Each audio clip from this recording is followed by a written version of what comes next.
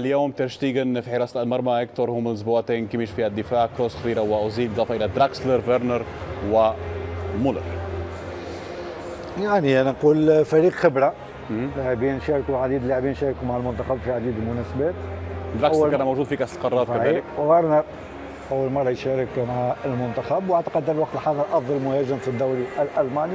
دراكسلر أكثر وقت احتياطي في فريق باريس سان جيرمان، في فريق ومولر. أنا بصراحة تراجع مستواه اللاعب هذايا، لكن عنده البدائل هام جدا، ما زال الوقت عنده البدائل وعنده لاعبين حاضرين وجاهزين.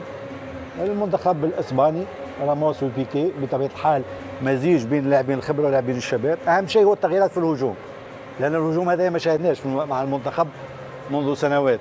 مورينو، رودريغو اللي الوقت الحاضر افضل مهاجم في الدوري الاسباني، لاعب فالنسيا، ايسكو بطبيعه الحال، مع سيلفا، انيستا، كوكي وتياغو. لهنا التغييرات الكبيره في وسط الميدان فريق، لانه في كاس العالم الاخيره الفريق كان سيء بصراحه، خصوصا في الهجوم. تياغو كوستا ما دخلش. اليوم في الهجوم عنده 4-5 مهاجمين مميزين، لا تنسى ماريانو، هناك مورينو، جيرار مورينو لاعب اسباس، لاعب سلتا فيغو، موراتا في كأس القارات، وهو سينضم في الموسم المقبل كالعادة إلى بايرن ميونخ. وقع عقد مع بايرن ميونخ لكي يترك شالكي. على كل حال خيارات كثيرة كما أسلفنا عن يوخيم لوف، خيارات كثيرة بالنسبة للفريقين، خاصة بالنسبة للمنتخب الألماني. هذه الصور مباشرة من دوسلدورف قبل لحظات بداية هذه المباراة بين المنتخب الألماني والمنتخب الإسباني. متعة بين هذين المنتخبين، مرشحين دون أي شك للفوز بكأس العالم في الصيف القادم بروسيا. نترككم أعزائي المشاهدين مع الناشدين الوطنيين للمنتخب الإسباني والمنتخب الألماني ونعود.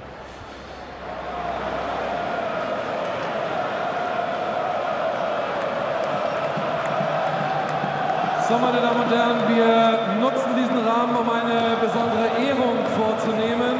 Und ich darf jetzt auf das Feld bitten, als Vertreter des Fanclubs Nationalmannschaft Stefan und Carsten Bühnemann, die die Auszeichnung vornehmen werden. Wir ehren einen herausragenden unter vielen deutschen Weltklasse-Fußballern. Das sagen die Fans und haben bei der Abstimmung auf dfb.de entschieden. Mit mehr als 20.000 Stimmen hat er sich durchgesetzt. Confed Cup-Sieger 2017, 22 Jahre jung und jetzt offiziell Nationalspieler des Jahres 2017. Glückwunsch, Joshua Kimmich!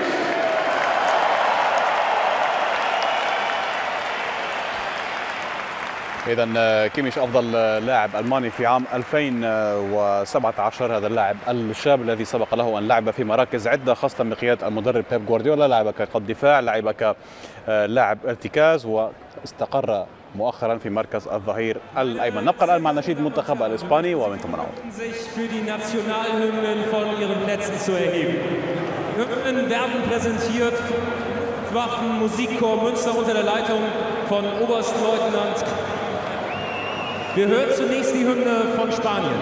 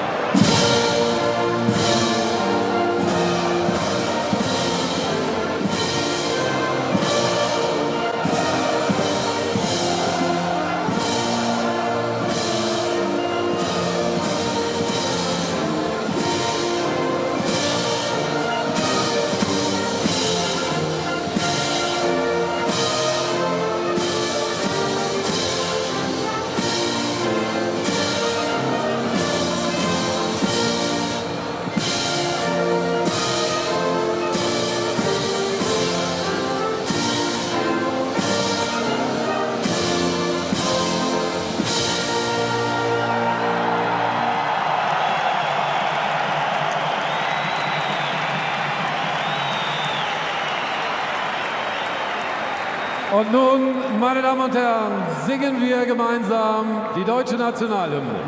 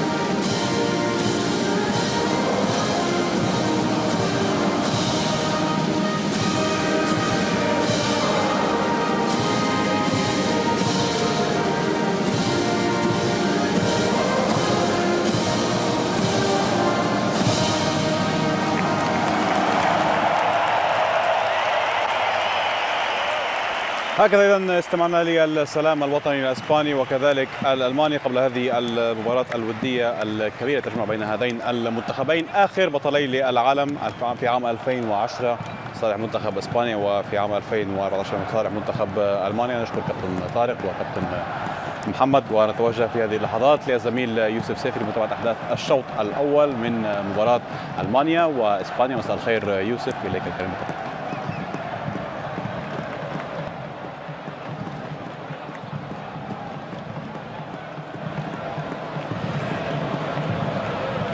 مع الشكر الجزيل للزميل باسل طبال، طارق ذياب، محمد حمادة.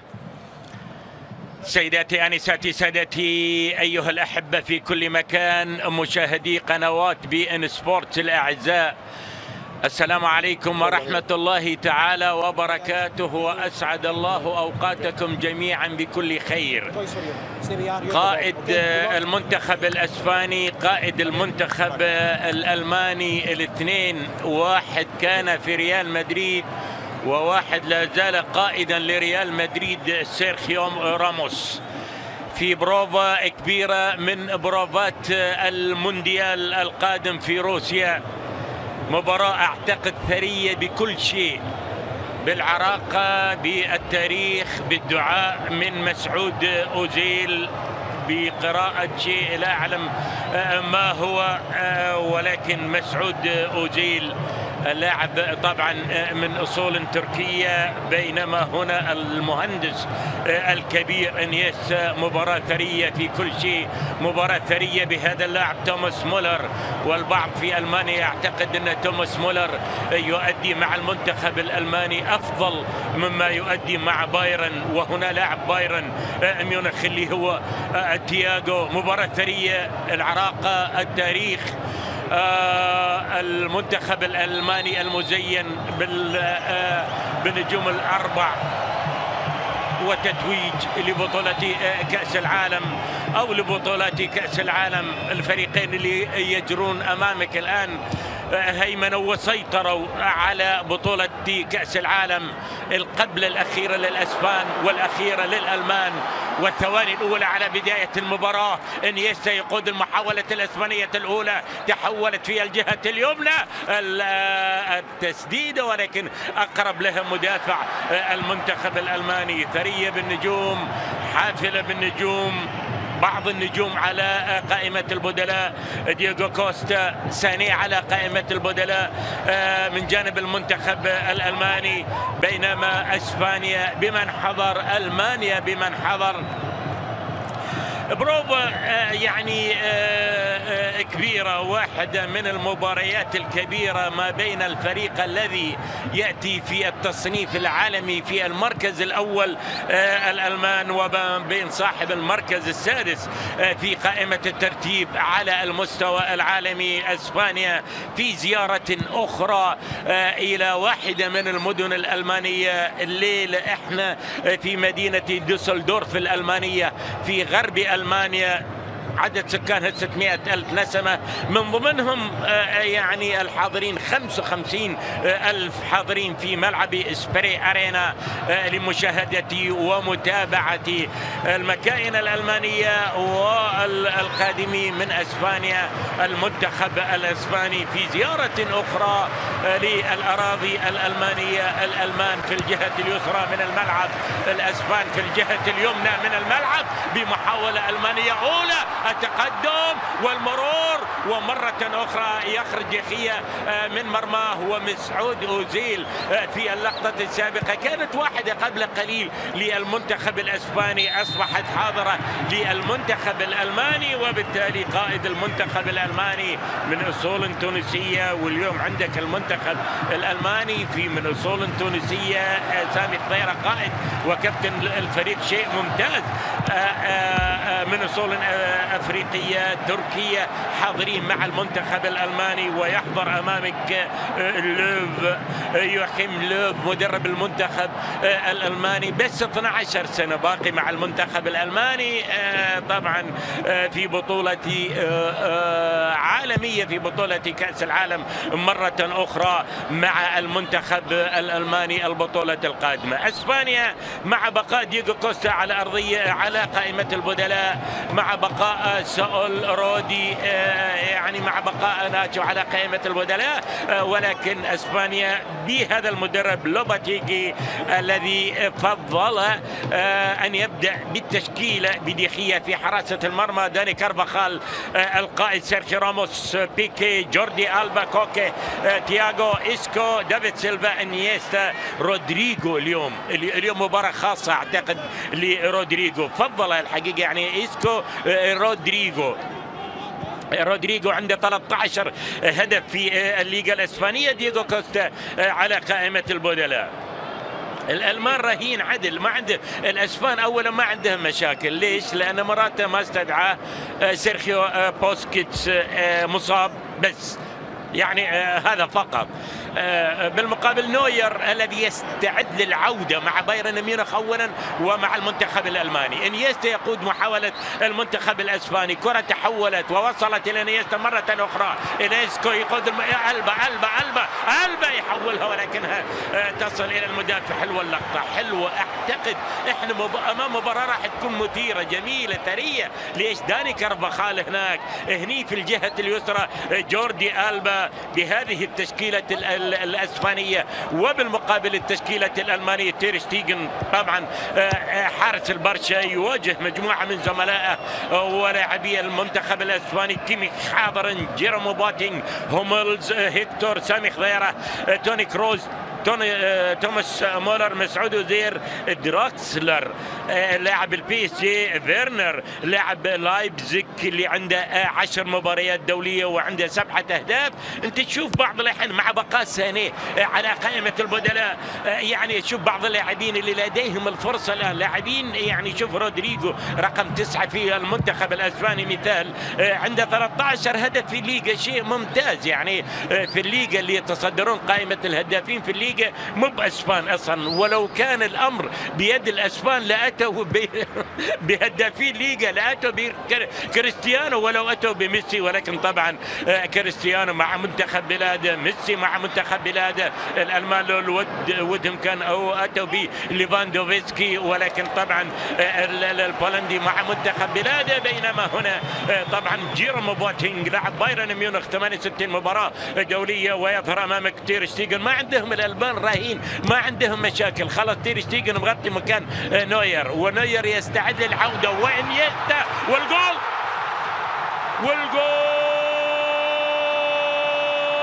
الأول في المباراة. اسبانيا تتقدم في المانيا بهدف 1 مقابل لا شيء. انه انيستا المهندس، انه انيستا اللي ما فيه شيء، ما فيه تسلل، وصلت الى اللاعب اللي اتحدث عنه قبل قليل، رودريغو اللي يسجل. يا سلام على الكرة الجميلة وصناعة الهدف الجميل من انيستا مباشرة الى رودريغو، ورودريغو في مرمى تير شتيغن. وبالتالي اسبانيا تتقدم في المانيا في مدينة دوسلدورف بهدف 1 مقابل لا شيء. يظهر الان شيء ممتاز جميل لهذا اللاعب رودريغو، لاعب فالنسيا، 13 هدف في الليغا، المباراة الدولية رقم 4، يسجل هدف الثاني، شيء ممتاز. 4 مباريات دولية مسجل هدفين، فضله كما ذكرت على دييغو كوستا الذي يجلس على قائمة البدلاء. الألمان يتلقون الهدف الأول، فماذا عن ردة الفعل الألمان اليوم المكاين على أرضهم، ما بين أنصارهم ما بين جماهيرهم. الأسبان ماخذين الخير من البداية، الأسبان يتقدمون من البداية، وإنيستا يتألق كالعادة أمام الألمان. سابقا سجل في الألمان واليوم يصنع في الألمان، وبالتالي أسبانيا تحقق الأفضلية الآن وتتقدم بهدف 1، هدف ملعوب جميل من المهندس انيستا الصناعة، ومن رودريغو الهدف الأول الأول، وبالتالي أسبانيا 1 ألمانيا لا شيء. ماذا عن ردة فعل المنتخب الألماني؟ شوف مسعود أوزيل، شوف سامي خضيرة. سامي خضيرة يتقدم مباشرة إلى لاعب يلعب في الليغا طبعا اللي هو توني كروز. مباشرة الكرة تحولت في الجهة اليمنى لمصلحة المنتخب الألماني. الكرات المتبادلة وتراجع الأسبان وتقدم الألمان عند الدقيقة 8 على بداية المباراة. الألمان لن يهدؤون على الإطلاق إلا بالتسجيل أولا هدف التعادل، لأن الألمان عادة في تاريخ لقاءات الفريقين. شوف ردة الفعل الألمانية الرأسية الحاضرة، وتقدم جوردي ألبا أبعدها، لكن ما أبعدها بالشكل الكافي. تبقى المحاولة الألمانية فرصة تسجيل هدف التعادل، ولكن اصطدت تحولت إلى ضربة. خلاص يشتغلون، المكاين بدأت تشتغل، ردة الفعل سريعة أتت والخطورة أتت أمامك الآن. ولاحظ الكرة اللي تحول بهذا الشكل اللي تابعها فيرنر مباشرة جهة دراكسلر، وصلت الآن لمصلحة المنتخب الألماني المتقدم. هيكتور يحولها في الجهة اليسرى، تأتي محاولة المنتخب الألماني، ولكن العائد من هو؟ العائد رودريغو. هي مباراة ودية تحضيرية للمونديال القادم، الفريقين مو في مجموعة واحدة أكيد، الألمان في مجموعة أعتقد فيما تناولهم وبدرجة ربما أقل مجموعة المنتخب الأسباني، ربما يعني فيه شوية صعوبة، ولكن يعني مؤهل ومرشح المنتخب الأسباني ليش لا لعبور أولا المجموعة. مباراة يعني بروفا لكأس العالم، لكن فيه نجوم، فيه فريقين مرشحين. الألمان أكيد مرشحين بدرجة أعلى من المنتخب الأسباني للمحافظة على المونديال. وفي هذه المباراة ومع لوف يوخيم لوف مدرب المنتخب الألماني على مدى 12 سنة، أتى إلى المانشافت بعد كأس العالم 2006، وأمامك توني كروز لاعب الريال 80 مباراة دولية على تنفيذ الضربة الحرة المباشرة. شكل الألمان بيتعادلون، شكلهم بيتعادلون الألمان. توني كروز يتقدم، يلعب الكرة عالية يبعدها بيكي. الأسبان تحت الضغط والتسديد من المدافع المتقدم هيكتور. شوف الألمان كلهم يسجلون ترى كلهم، بس باقي حارس المرمى ما يسجل. هذا اللاعب هيكتور عنده 3 أهداف، هو لاعب المدافع اللي يسدد له كرة قوية. هوملز عنده 5 أهداف، بوتينج عنده هدف، كيميخ عنده 3 أهداف، كلها حتى المدافعين يسجلون، لاعبي خط الكل يسجل في المنتخب الألماني. وبالتالي ألمانيا تتخلف بهدف واحد مقابل لا شيء. لكن نحن فقط عند الدقيقة 10 على هذه المباراة الودية الكبيرة التي تجمع الألمان الأسبان. انيستا يسجل حضور، رودريغو يسجل حضور بتسجيل يا سلام، هدف جميل ملعوب مرسوم، طلب الكرة جميل، انيستا جميل، المهندس جميل، الرئة اللي يتنفس من خلالها المنتخب الأسباني. انيستا في مباراة رقم 124 يتألق ويصنع الهدف الوحيد في ملعب اسبري أرينا في مدينة دوسلدورف. متبادلة، شوف السيطرة أصبحت الآن للمنتخب الألماني أمام قائد المنتخب الألماني سامي خضيرة. مباراة رقم 73 والمسعود أوزيل من أرسنال إلى دوسلدورف، من لندن إلى دوسلدورف أتى للمشاركة مع المنتخب الألماني في المباراة رقم 89 على المستوى الدولي. محاولة المرور والتقدم من فيرنر لاعب نادي لايبزيغ المتألق هذه الأيام، لايبزيغ في البوندسليغا، لايبزيغ في دوري الأبطال، هنا لاعبه فيرنر. ايضا شوف هؤلاء اللاعبين، يعني سانيه خاطف الاضواء في مانشستر سيتي ولكن يبقيها على قائمة البدلاء. يشرك لايبزيغ يعني 10 مباريات عنده 7 أهداف، والمهاجم الاسباني اللي سجل الهدف الوحيد رودريغو عنده 3 مباريات دولية عنده هدفين. اليوم المباراة الدولية رقم 4 عنده هدفين، سابقا عنده هدف واحد. هذا فيرنر يظهر في اللقطات السابقة، والكبير القائد سيرخيو راموس يظهر في هذه اللقطة، والضربة الحرة المباشرة عند هذا اللاعب الذي يصل بمبارياته الدولية الآن إلى المباراة رقم 150 ويقترب أعتقد شيئا فشيئا من الرقم القياسي، لأن الرقم القياسي عند إيكر كازياس 167 تأتي المباراة دولية للأسبان، وعلى الأسبان الضربة الحرة المباشرة. الألمان قد يتعادلون في أي لحظة من اللحظات. كرة تحولت عالية يبعدها اللاعب العائد تياغو اللي يعرف الملاعب الألمانية، لأنما هو مع هذا اللاعب مع توماس مولر مع بايرن ميونخ وتياغو لاعب المنتخب الأسباني، بينما توماس مولر يلعب مباراة الآن بالضبط رقم 90 مع المنتخب الألماني. شوف بعد أن سجل المنتخب الأسباني الهدف الأول ألمانيا بدأت تأخذ المباراة تتقدم. بيرنر شاهدنا قبل قليل، دراكسلر شاهدنا قبل قليل، كروت شاهدنا أيضا. المحاولات الآن في جلها لمصلحة المنتخب الألماني اللي بدأ حتى يتقدم على أساس يلعب في نصف ملعب الأسبان.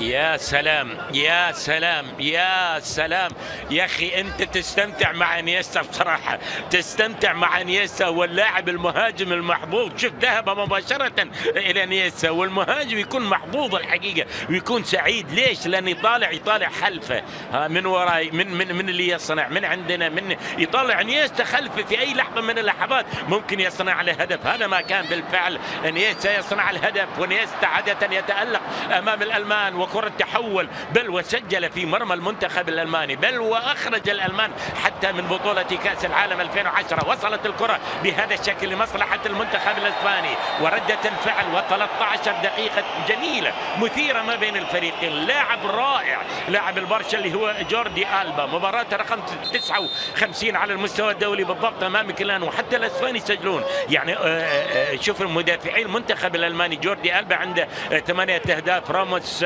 عنده 13 هدف، داني كارفاخال ما عنده لغاية الآن ولا هدف، لكن في أي لحظة من اللحظات ممكن يسجل داني كارفاخال. يعني عنده فقط 13 مباراة، المباريات الدولية قليلة لداني كارفاخال، وكانت الصحف تتحدث عن أنها سوف تكون مواجهة خاصة ما بين داني كارفاخال وسانيه. داني كارفاخال يبدو أنه ارتاح لأن سانيه على قائمة البدلاء، ولكن أعتقد لن يرتاح كثيرا لأن سانيه ربما يكون اللاعب البديل القادم. والتوقعات يعني البدلاء المرشحين من الآن دييغو كوستا أكيد، رودري ممكن، ساول ممكن في المنتخب الاسباني، غوندوغان ممكن، سانيه ممكن. التبديلات المتوقعه في الفريقين، لان يعني كثر الحديث عن ان والله داني كارفاخال سوف يواجه سانيه، لكن سانيه كما ذكرت على قائمه البدلاء، وسانيه المتألق. والألماني يا أخي يعني شوف أنت الفوز بطولة تأدي الشبان يعملون عمايل. الفريق الثاني اللي شارك فيه حتى المنتخب الألماني في كأس القارات في روسيا وهو حمل لقب البطولة.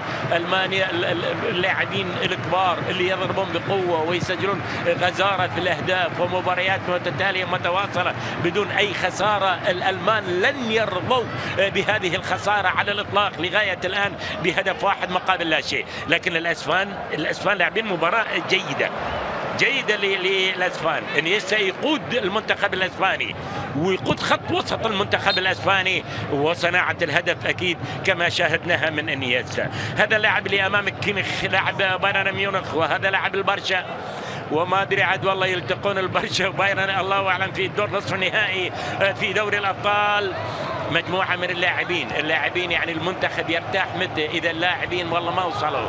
المدرب المنتخب يعاني هو على المستوى الشخصي، بينما يعني تقام مباريات الدور ربع نهائي، النصف نهائي، المباراة النهائية، ومتوقع ليش يعني ما متوقع أنه والله يعني مثلا فريق اسباني في النهائي ممكن جدا، بايرن في النصف النهائي أعتقد يعني الموضوع يعني يقترب من انه هو يكون شبه مؤكد بلوغ البايرن. ربما بعد ذلك المباراة النهائية هذا الشيء متوقع، ولكنه مزعج في نفس الوقت لأن الأيام تمضي وما عاد بل الخير على المونديال. واليوم مباريات كبيرة عبر قنوات بي إن سبورت. شاهد وتشاهد وتسهر الآن مع الأسبان وتسهر مع الألمان. عند الدقيقة 17 على بداية المباراة هدف لأسبانيا ولا شيء لألمانيا، وداني كارفاخال يتبادل الكرات مرة أخرى. وصلت إلى كوكي عند 36 أو 37 مباراة أصبحت الآن مع المنتخب الأسباني إلى سيرخيو راموس قد يتقدم في أي لحظة من اللحظات، إلى جوردي ألبا، إلى سيرخيو راموس. سيرخيو راموس يغير اتجاه اللعب وينقل الكرة. يا سلام، يا استقبال رائع وجميل، وكرة الجول الثاني. طولها وطالت بالتالي على دافيد سيلفا. الأسبان لاعبين مباراة جميلة أمام الألمان. استقبال رائع كان في اللقطات السابقة، لكن بس طولها دافيد سيلفا. الأسبان يعانون، ترى كانوا ممكن يأخذون الجول الثاني. تحولت الكرة في الجهة اليسرى وردة الفعل الألمانية ومدافع المنتخب الأسباني. مباراة مثالية للأسبان، مسجلين هدف وفرصة تسجيل الهدف الثاني تضيع من دافيد سيلفا. الاستقبال كان جميل. سيرخيو راموس رائع في اللقطة السابقة. وصلت الكرة إلى توماس مولر يقود محاولة الألمان، يمر يخلص، ولكن الصافرة تأتي والخطأ لمصلحة المنتخب الإسباني. لاحظ هو حاول مدافع صلب قوي دفاعا وهجوما جوردي ألبا. يوم ما خلص أعتقد شوف يا سلام على الاستقبال الرائع من إسكو ليحولها بهذا الشكل والتقدم بعد ذلك. لكن الكرة يعني طولها اعتقد رودريجو، طول الكرة. إسكو، انيستا، لاعبين مباراة يقودون خط وسط المنتخب الاسباني ويتفوقون من حيث الصناعة، لأن شاهدنا هدف وشاهدنا فرصة تسجيل الهدف الثاني قبل قليل. الكرة يوم ما طالت انتهت محاولة المنتخب الاسباني. الألمان يبحثون أكيد عن هدف التعادل وأكثر من هدف التعادل. جيروم بواتينغ، سامي خضيرة ماخذ المكان مرة أخرى. تحولت في الجهة اليمنى إلى كيميخ، يتقدم كيميخ ويرجعها مرة أخرى إلى بواتينغ. يتابع الكرة بواتينغ، محاولة المنتخب الألماني. يا سلام، البينية جميلة، وصلت بهذا الشكل منقولة، ولكن عند حارس مرمى مانشستر يونايتد ديخية. هذا لوبتيجي مدرب المنتخب الاسباني 51 سنة. السنة الثانية هو أتى لمكان مدرب كبير اللي هو ديل بوسكي، درب يعني بورتو في البرتغال. هو من الاتحاد الاسباني لكرة القدم، لأنه يعني عمل مع الناشئين مع الشبان، الآن مع المنتخب الأول. هو كلاعب كان حارس مرمى لبرشلونة وحارس مرمى لريال مدريد. أكثر من 20 دقيقة تنقضي على الشوط الأول. إسبانيا في ألمانيا متقدمة بهدف واحد مقابل لا شيء. الهدف للاعب رودريجو. الألمان حاولوا، الأسبان بعد ذلك فرصة مآتية قبل قليل لإضافة الهدف الثاني، لكن أعتقد أن الأسبان اللي حاضرين في ملعب المباراة في مدينة ديسلدورف اسبري أرينا راضين، والأسبان الملايين، عشرات من الملايين، اللي مباراة كبيرة ودية. لكن إسبانيا الآن، ألمانيا الكل الآن متسمر يعني أمام الشاشات لمتابعة البروفا كبيرة للمونديال القادم. وفي المونديال القادم الثاني ممكن يلتقون. شوف جندوغان، شوف بعض اللاعبين الاحتياطيين في المنتخب الألماني، وبعض الأسماء الكبيرة أيضا من اللاعبين السابقين في المنتخب الألماني. كلوز الهداف التاريخي طبعا للألمان، ولوف مدرب المنتخب الألماني مثل ما ذكرت 12 سنة، بس 12 سنة. الألمان ما يستعجلون، ما بعيلين والله. شويه مني منك والله، بطوله يلا شيل المدرب، بطولتين بكم من شهر شبك ما عندهم. هذا مو موجود في قاموس الالمان. عطى فرصه، اصبروا على الالمان. 2006 كاس العالم ما فازوا باللقب. كأس العالم الأخيرة على أساس يفوزون باللقب. الأسبان في حالة هجوم، والأسبان الحقيقة ادوا مباراة جميلة، ومساعد الحكم هنا يرفع الراية على وجود دافيد سيلفا اللي أضاع الكرة قبل قليل. يعني دافيد سيلفا كانت محاولة ممتازة، هو لاعب الخبرة الكبير في المنتخب الأسباني. وصلت الألمان في الجهة اليسرى، المحاولة حاضرة وتقدم حاضر، الكرة انلعبت ولكن المدافع يبعدها إلى خارج، أو اللاعب بالخط الوسط العائد تياغو لاعب بايرن لاعب العائد إلى رمية تماس لمصلحة المنتخب الألماني في المونديال القادم. الحديث من يختار عند بالاسباني، ولكن الكل يرغب لان ومساعد الحكم هنا يرفع الرايه. 10 سنه الالمان ما يستعجلون، مو بعايلين والله، شويه مني منك والله بطوله يلا شيل المدرب، بطولتين بكم من شهر شبك ما عندهم. هذا مو موجود في قاموس الالمان. عطى فرصه، اصبروا على الالمان. 2006 كاس العالم الالمان ما يستعجلون، مو بعايلين والله، شويه مني منك والله بطوله يلا شيل المدرب، بطولتين بكم من شهر شبك ما عندهم. هذا مو موجود في قاموس الالمان. عطى فرصه، اصبروا على الالمان. 2006 كاس العالم ما فازوا باللقب، وانتظروا لكأس العالم الأخيرة على أساس يفوزون باللقب. الأسبان في حالة هجوم، والأسبان الحقيقة ادوا مباراة جميلة، ومساعد الحكم هنا يرفع الراية على وجود دافيد سيلفا اللي أضاع الكرة قبل قليل.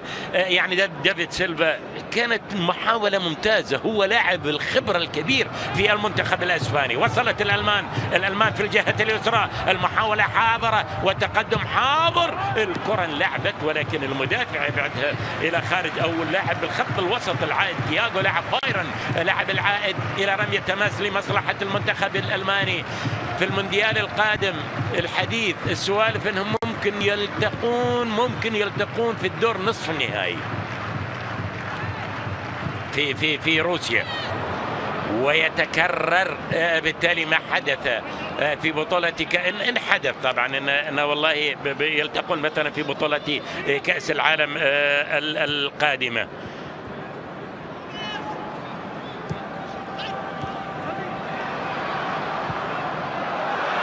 محاولة المنتخب الألماني التسديدة ولكنها إلى خارج أرضية الملعب. فيرنر يتقدم، والكل الان تشوف فيرنر مباريات قليله مع المنتخب الالماني، رودريجو يعني مباريات قليله مع المنتخب الاسباني، ولكن الكل يرغب لانها سنه المونديال، سنه كاس العالم، الكل يتمنى ان يتالق. هذه المباريات تعطي المدرب الخيارات، وياهي خيارات عنده. انت شوف هذا اللوف مدرب المنتخب الالماني عنده خيار محسود. الحقيقه مدربي العالم يحسدون، لان في بعض الاوقات المدرب يحتار في من يختار. عند الناشئين زينهم، الشبان اجمل. الفريق الثاني اللي شارك في اللوب يعني في كاس القارات حقق البطوله. بوندسليغا ولاد تقدم لاعبين في مختلف الخطوط. على هذا الاساس يعني المنتخب الالماني المحظوظ في كل الخطوط، ومع ذلك لغايه الدقيقه 24 في هذه المباراه التحضيريه لكاس العالم. بالمناسبه هي اول مباراة للأسبان في السنة الجديدة 2018. مو بنيستا، دافيد سيلفا إلى داني كارفاخال. الاسبان لا زالوا يؤدون مباراة جميلة. وصلت الى تياغو يغير اتجاه اللعب، لانه هنا يتواجد جوردي ألبا مباشرة الى انيستا يحاول يلاقي ممر لو بسيط، ترى يمرر ممر لو بسيط، حتى لو باثنين ثلاثة من اللاعبين يمرر. هو من صنع الهدف الوحيد في المباراة. كرة مقطوعة من جانب المنتخب الألماني، وصلت إلى انيستا، خلص انيستا ومر انيستا، ممكن يسدد انيستا، البينية من انيستا مباشرة إلى رودريجو، والمتقدم إسكو يحاول ينقل الكرة البينية لكنها مقطوعة. وصلت في الأخير لمصلحة المنتخب الألماني. تستقر الله إلى الأمام إلى دافيد. حلوة والله المباراة حلوة. ايش زين المباراة ما بين الاسبان، لاعبين مباراة رائعة للغاية. وصلت الى دافيد سيلفا، سيلفا الى نيستا، نيستا الى المتقدم كوكي الى نيستا والاسبان بدأوا يحصرون الالمان في هذه اللقطة. كرة اسكو ولاحظ العدد الهائل من اللاعبين، الاولى الثانية الثالثة الرابعة الخامسة عند اسكو يتقدم يقود المحاولة، وصلت ممكن جول انتهت وضاعت. شوف العدد الهائل من لاعبين المنتخب الألماني عند اللاعب اللي عند الكرة، والمناطق يعني الضيقة المحصورة، السقوط على أرضية الملعب. جاءت الضربة الحرة المباشرة، والحكم الاسكتلندي السيد ويلي كولوم يعلن عن الضربة الحرة المباشرة في دقائق جميلة للأسبان. الآن المشجع الأسباني في مدريد، في برشلونة، في فالنسيا، في كاتالونيا، في اشبيل، في كل مكان مشجعين المنتخب الاسباني، ولوباتيجي سعيد باداء المنتخب. يسجل جول ويبحث عن الجول الثاني، وكوكا ممكن يسجل الجول الثاني، دافيد سيلفا ممكن يسجل الجول الثاني، لان الضربه الحره المباشره لمصلحه المنتخب الاسباني. يمكن الثاني والحقيقه ان الاسبان صنعوا فرص حقيقيه للتسجيل. المتقدم دافيد سيلفا يلعبها، وهناك من المتقدم قائد الفريق سيرخيو راموس. مقطوع الكره. انت في بعض شوف بصراحه، شوف جمال المباراه، روعه المباراه، حلاوه المباراه. انت حتى يعني في بعض حتى لو كانت رسميه يمكن ما ترتقي الى هذا المستوى، مستوى الجماعه ماخذين الموضوع بشكل جدي كبير، كانك تشاهد لقاء الفريقين في بطوله اوروبا، في بطوله كاس العالم. يعني كل اللاعبين الالمان وقبلهم الاسبان اللي قدمون مباراه ممتازه على الاراضي الالمانيه، ولا زالوا متقدمين بهدف واحد مقابل لا شيء. وقبل قليل دافيد سيلفا اضاع فرصه الحقيقه لتسجيل الهدف الثاني. الالمان ما صنعوا فرص لغايه الان. الالمان شوف مبدئيا اقول لك 27-28 والله ينتهي الشوط الاول، خلاص سانيه هو اللاعب القادم. اول خيار، وخاصه اذا ظلت النتيجه بهذا الشكل، اول خيار عند لوب مشاركه سانيه. واللاعبين يعني شوف في هذه الايام وفي هذا الوقت من السنه، انت والله يقول لك والله يا اخي لين بدا كاس العالم بطل يعني ما الى ذلك، والله لاعبين مرهقين. هني لا، هني لاعبين في اوج عطاءاتهم، في اوج تالقهم في الدوريين الالماني والاسباني. محاوله دافيد سيلفا يحولها ولكنها تصطد وبالتالي تضيع على لاعب مباراه ممتازه رودريجو. ودافيد سيلفا تقدم في اللقطة السابقة، والكرات المتبادلة الجميلة ما بين لاعبي المنتخب الأسباني يؤدون مباراة جيدة. ينهض ليف، احتر ليف لأن لابس يمكن أندروير بعد تحت، ولابس فانيلا، ولابس بالطو، معنا كم الحرارة في مدينة دوسلدورف 7 درجات. معقول الجو حلو، لذلك ما في امطار. ارضيه الملعب جميله في هذا الملعب الجميل، والالمان يعني مو بقصرها ملاعب على الاطلاق، والكثيرين في العالم يتحدثون لو تعطي بطوله كاس العالم للالمان من بكره يقدرون ينظمونها. ملاعب مرافق بنيه بشيء يعني معروف لدى الجميع. على العموم ملعب المباراه هذا توماس مولر، بايرن طبعا، مباراة رقم 90، 37 هدف لها هذا اللاعب. بعض مشجعي البايرن يقول لك والله يعني توماس مولر يتألق أكثر عندما يلعب مع المنتخب الألماني أكثر من تألقه مع بايرن ميونخ. الملعب سبري أرينا 55,000 متفرج، ملعب جديد ما استضاف يعني كأس العالم. لا، الملعب افتتح في عام 2004، كأس العالم في 2006 ما استعانوا يعني بهذا الملعب، معنا ملعب قادر لاستضافة كأس العالم. ساعته 55,000 متفرج جوا الملعب. أمامك الآن يستضيف هذه المباراة الودية الكبيرة ما بين المنتخبين الإسباني والألماني. الألمان في حالة هجوم وتقدم في الجهة اليسرى، المرور ولكن مرت بسلام. ديخية يتابع، ومع بيكي يتابع، ومع سيرخيو راموس يتابع، وردة الفعل من جانب المنتخب الاسباني. يا لها من جميلة، يا لها من مباراة جميلة. اسكو يتقدم، يقود المحاولة، وصلت الكرة بهذا الشكل مباشرة إلى انيستا إلى رودريجو، ومرة أخرى تأتي التسديدة إلى خارج أرضية الملعب. يا الله يا انيستا.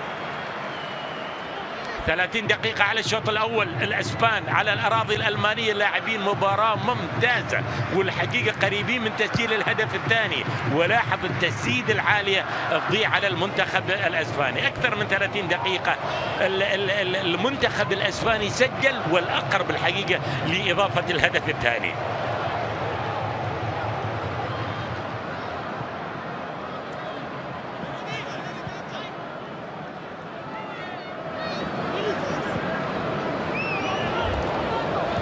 متبادلة ما بين لاعبي المنتخب الألماني. سامي خضيرة قائد الألمان، سامي خضيرة مباشرة تصل الكرة إلى كيميخ، التحول ولكن يبعدها بيكي إلى ضربة ركنية لمصلحة المنتخب الألماني. الكل في ألمانيا النجوم، ما في نجوم الحقيقة يغيبون، في النجوم القدامى، بعض الأسماء الحاضرة الكبيرة من نجوم المنتخب الألماني، لكن ما في غير نوير هو الحارس المرمى الذي يغيب. والضربة الركنية أمامك الآن عند توني كروز يلعبها عالية، ولكنها تصد أثر ديخية ما اختبر. وتير شتيجن أيضا بالمقابل لم يختبر اختبارات كثيرة. وصلت لمصلحة المنتخب الأسباني.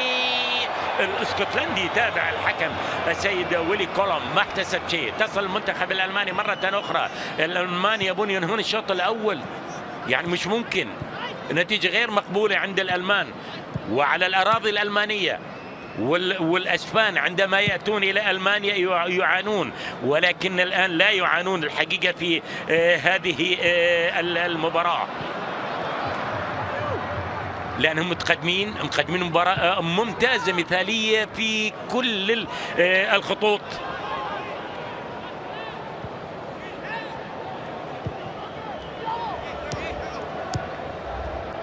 وصلت الكرة لمصلحة المنتخب الألماني مباشرة إلى سامي خضيرة.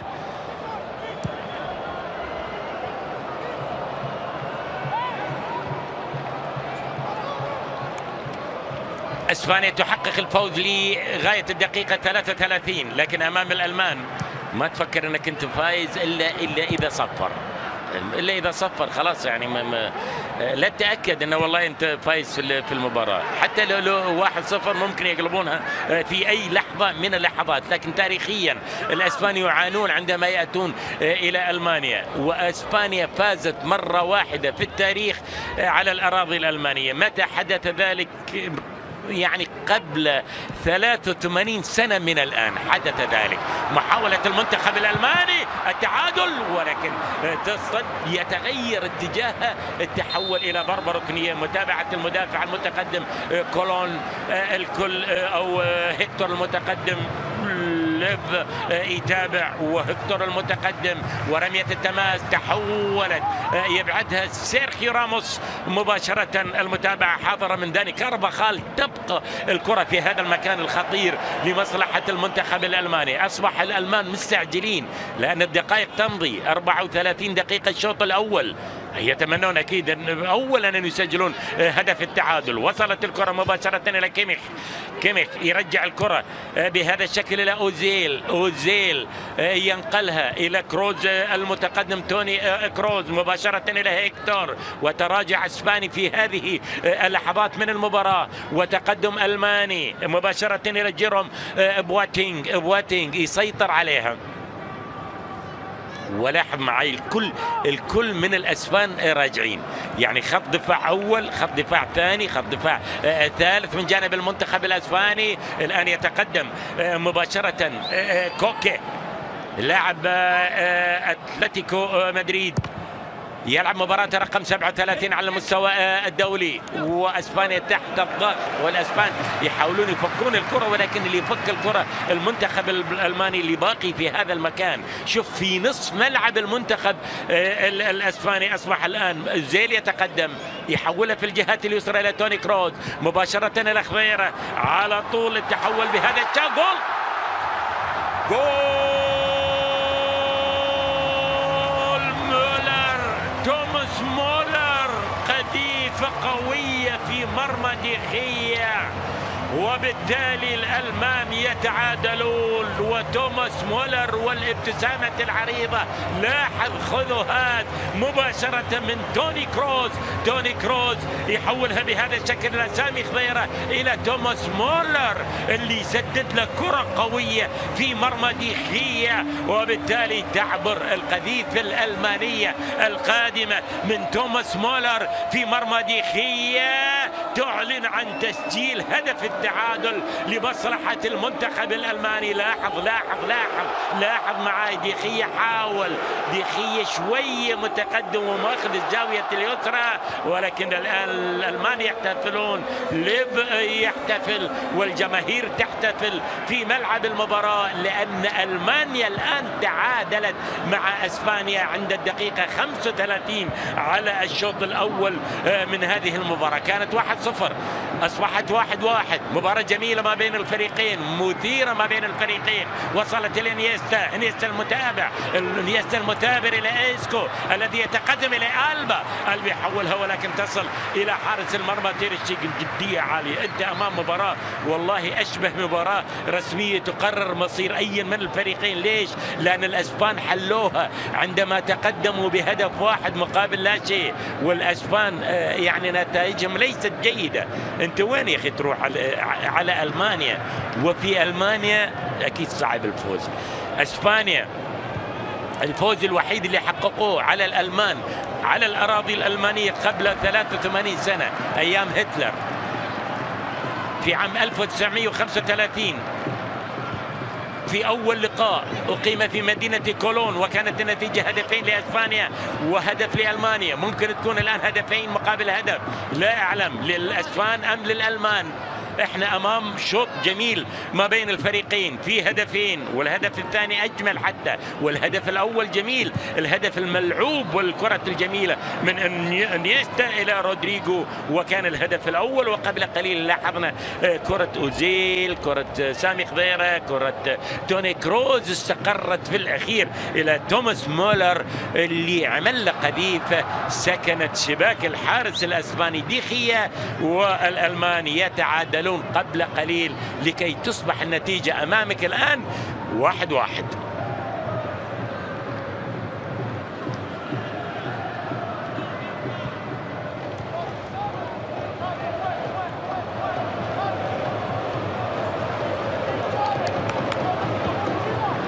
تياغو ممتع، أعتقد اللي في المشاهد العزيز الحبيب مشاهد قنوات بين سبورت اللي حاب يسهر الليلة يتفضل. يعني أنا أتمنى اللي مو مرتبط أكيد يعني، لكن أعتقد أن السهرة راح تحلى، السهرة راح تحمى، لأن إحنا نشوف الآن يعني بعض الأسماء التي تجلس على قائمة البدلاء والمدرب المنتخب الألماني، والمنتخب الألماني حتى لن يرضى بأنه يخرج في نهاية القصة متعادلة، لذلك يبحث عن تسجيل الهدف الثاني. وواضح أن الأسبان حاضرين بصراحة، مقدمين مباراة ممتازة في الشوط الأول، وكانوا يعني قريبين من تسجيل نتيجة أعلى من 1-0. يعني كان ممكن في بعض فترات الشوط الأول أن تكون النتيجة 2 مقابل لا شيء. هذا انيستا اعتقد الى تسلل. نعم، رودريجو يقف في موقف تسلل. هذا رودريجو سعيد، العائلة سعيدة، فالنسيا سعيد، لأنه يسجل في مرمى المنتخب الألماني. وتوماس مولر الآن يسجل هدفه الشخصي رقم 38 على المستوى الدولي. قذيفة الحقيقة عملها، حارس مرمى ممتاز اللي هو ديخية، لكن ما تمكن من الكرة السابقة لأنها بدأ الحقيقة وكانها في المقص الأيمن وقوية في مرمى المنتخب الأسباني. 1-1.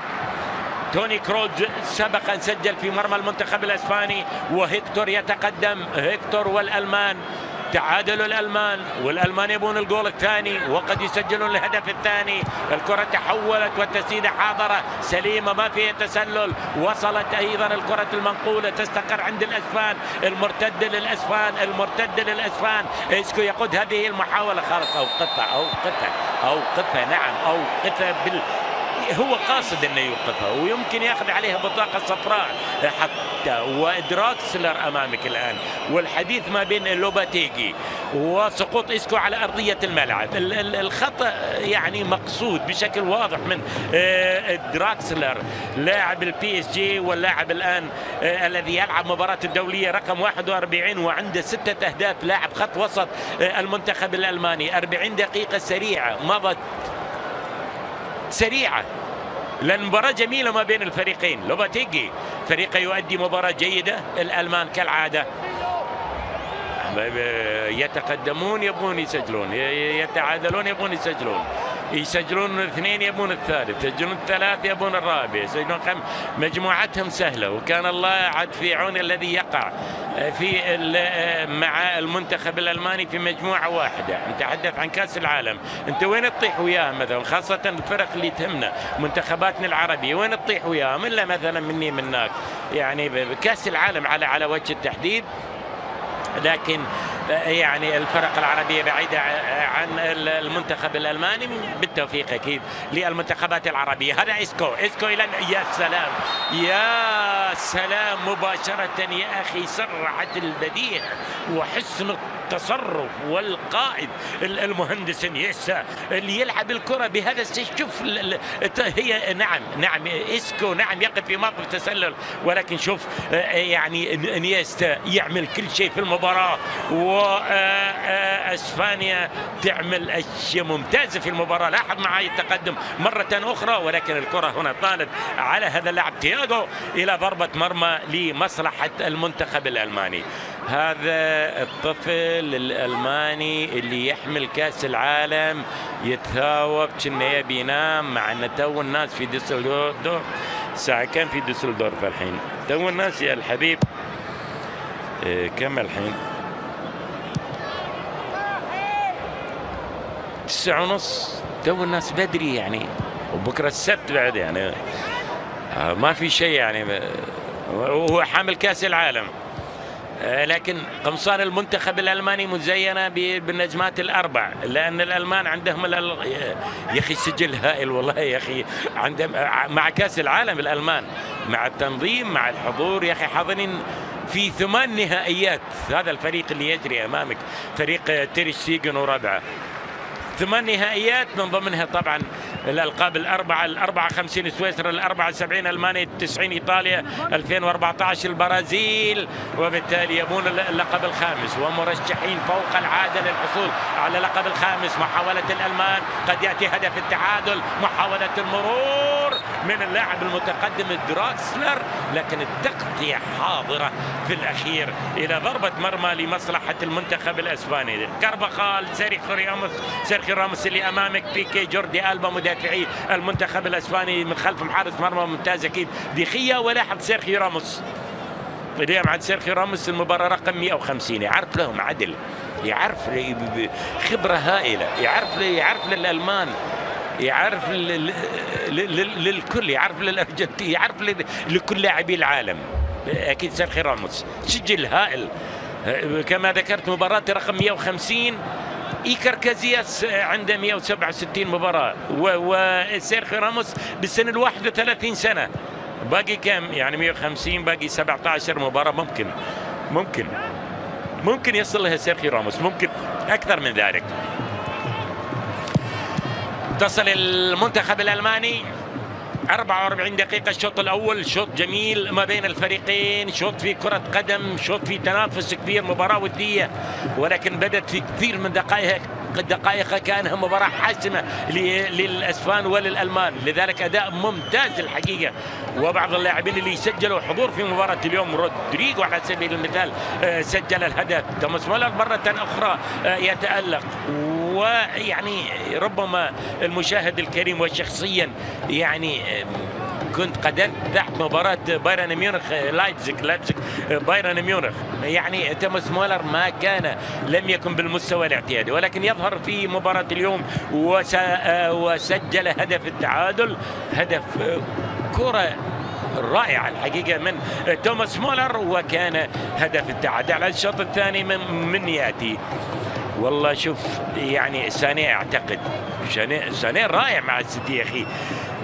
اعتقد يعني الشوط الثاني لا محاله من قدوم سانيه، لا محاله اعتقد من قدوم دييغو كوستا. سؤال ممكن في المنتخب الاسباني، لذلك اعتقد اللي راح يسهر معنا في هذه المباراه اعتقد انه هو معزوم عندنا على وجبه كرويه جميله ما بين صاحب التصنيف العالمي الاول الالمان وتوماس مولر الذي سجل هدف التعادل، وسبق قبل ذلك رودريغو الذي سجل الهدف الاول. شوط جميل ما بين الفريقين، حتى حكم المباراة استعجل شوية، ما وصل الدقيقة 45 مستعجل الاسكتلندي، لذلك انهى الشوط الاول في هذه المباراة في ملعب سفري ارينا في مدينة دوسلدورف.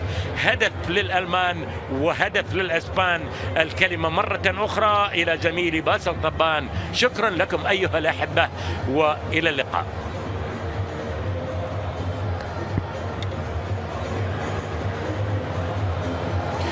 شكرا يا زميل يوسف سيف. تعادل بين المنتخب الألماني والمنتخب الإسباني وذلك في ملعب إسبريت في دوزلدورف. هدف لرودريغو بالجانب المنتخب الإسباني وهدف لموريت. مرة واحدة حدث ذلك في عام 1935 قبل 83 سنة من الآن، أيام هتلر. يومها كانت النتيجة 2-1. اليوم يعني ممكن تكون 2-1 للألمان، للأسبان لا أعلم، لأن نتيجة الآن المباراة 1-1 والألمان راح يبحثون عن تسجيل الهدف الثاني. بروفا كبيرة من البروفات الكبيرة للمونديال القادم. هم ما راح يلتقون طبعا في دوري المجموعات في روسيا، يعني الحديث عن أن الفريقين ممكن يلتقون في الدور نصف النهائي في المونديال القادم في روسيا. ألمانيا تهاجم وفيرنر يتقدم وفيرنر يسقط على أرضية الملعب. الكرة إلى ضربة ركنية لمصلحة المنتخب الألماني. ألمانيا لن تهدأ، المكاين الألمانية لن تهدأ على الإطلاق.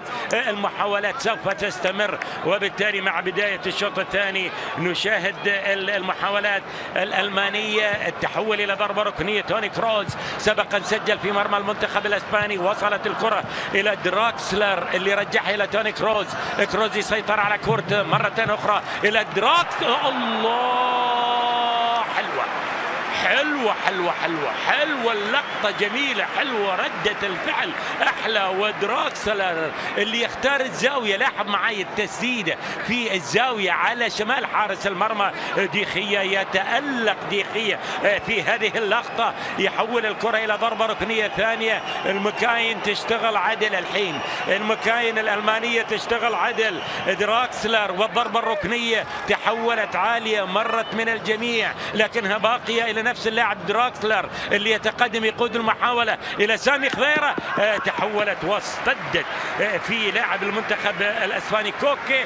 تحولت إلى يعني كوكي مع شاول والاثنين في أتلتيكو مدريد وضغط الألمان. الكرة تحولت الآن ولكنها مقطوعة. الدقائق الخطيرة جدا الألمان من بدري على بداية الشوط الثاني ومحاولاتهم لتسجيل الهدف الثاني. إذا المباريات السابقة يعني 8 مباريات فوز الألمان كان قبل 83 سنة. ألمانيا فازت في 5، وبالتالي تأتي من ضمن يعني آخر مباراة جمعت الفريقين في ألمانيا كانت في عام 2000 في مدينة هانوفر. كانت النتيجة عريضة للألمان 4-1. ما أدري والله تصير، خلينا نشوف 2-1. الحديث عن 4-1 مثل اللي صار مثلا، كل شيء ممكن يصير في المباراة يعني مع الألمان.